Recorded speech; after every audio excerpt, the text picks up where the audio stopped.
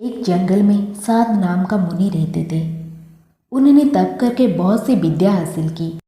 एक दिन ध्यान लगाने के बाद जब उनकी आंखें खुली तो उनके हाथ में आसमान से एक गिलहरी आ गिरी। वो गिलहरी खून से लथपथ थी क्योंकि वो चील के पंजों से छूटकर मुनि के हाथ में आ गिरी थी। गिलहरी मौत के डर से कांप रही थी। मुनि को उसके ऊपर दया आ गई। उन्होंने सोचा, क्यों ना इसे अपनी विद्या से अपनी बेटी बना लूं। मेरी पत्नी कब से संतान प्राप्ति की चाह रख रही है, लेकिन उसके भाग्य में संतान है ही नहीं। अब ये बात बताकर उसे दुखी करने की जगह कुछ साल इस गिलहरी को ही बेटी बनाकर उसे सौंप देता हूँ। इतना सोचते ही मुनि ने एक मंत्र पढ़कर गिलहरी को एक छोटी सी बच्ची बना दिया। वो उस गिलहरी को बच्ची बनाने के बाद गोद में उठाकर अपने पत्नी के पास लेकर आए। उन्होंने कहा, लो अब इसे अपनी बेटी मानकर ही पालना। सोच लो, भगवान ने तुम्हारी सुन ली है। मुनि की पत्नी छोटी बच्ची देखकर खुश हो गई। अब गिलहरी से बच्ची बनी लड़की मुनि के घर में बड़े लाड़ प्यार से पलने लगी।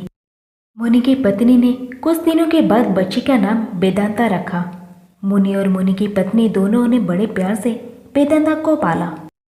मुनि को बहुत खुशी थी कि उसकी पत्नी को अपनी ममता लुटाने के लिए एक बेटी मिल गई।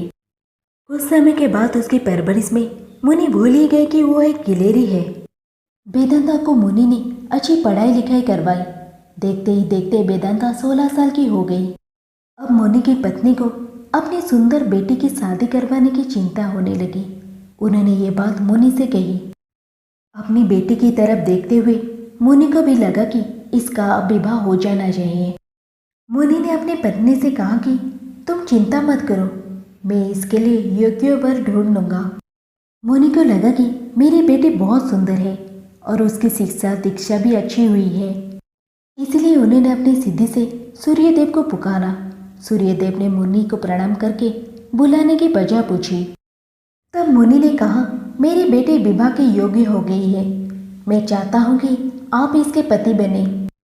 सूर्यदेव ने कहा, आप एक बार अपनी पुत्री से पूछ लीजिए, अगर उसे मंजूर है तो मेरी तरफ से भी हाँ है। तब वेदांता ने बोली, पिताजी ये बहुत गर्म है, मैं इनके पास नहीं जा पाऊंगी और ना ही इन्हें देख पाऊंगी। मुनि ने वेदांता से कहा, कोई बात नहीं, हम दूसरा बार देख लेंगे। तभी सूर्यदेव ने कहा, हे मुनिवर, मुझसे श्रेष्ठ बादल है, आप उनसे बात कीजिए, वो मेरे प्रकाश को भी ढक देते हैं। मुनि ने अब बादल को याद किया।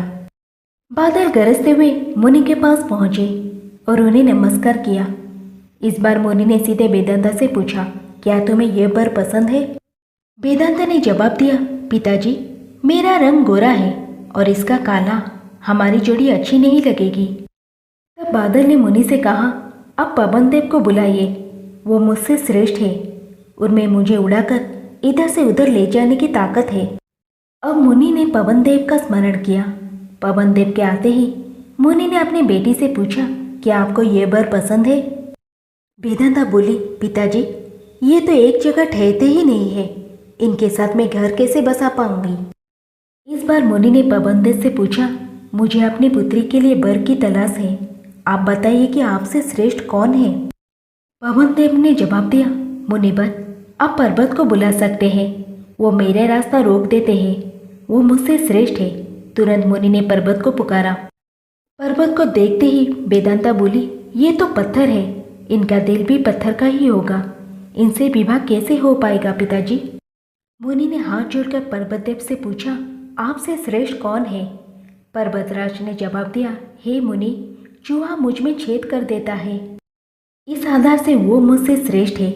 इतना कहते ही पर्वतदेव के कान से चूहा नीचे कूदा। वेदांता ने जैसे ही चूहे को देखा वो खुशी के मारे उछल पड़ी। उसने कहा, पिताजी यही मेरा वर बनना चाहिए, मुझे ये पसंद है, इसकी पूंछ कान सब कुछ कितना प्यारा है। मुनि ने सोचा, ओह मैंने एक गिलहरी को मंत्र विद्या से इंसान तो बना दिया, लेकिन इसका दिल अभी भी गिलहरी वाला ही है। मुनि ने तुरंत वेदांता को गिलहरी बनाया और उसका विवाह चूहे के साथ करवा दिया। विवाह के बाद दोनों खुशी खुशी रहने लगे। इंसान चाहे बाहर से कितना भी बदल जाए, लेकिन उसका दिल वैसा ही रहता है।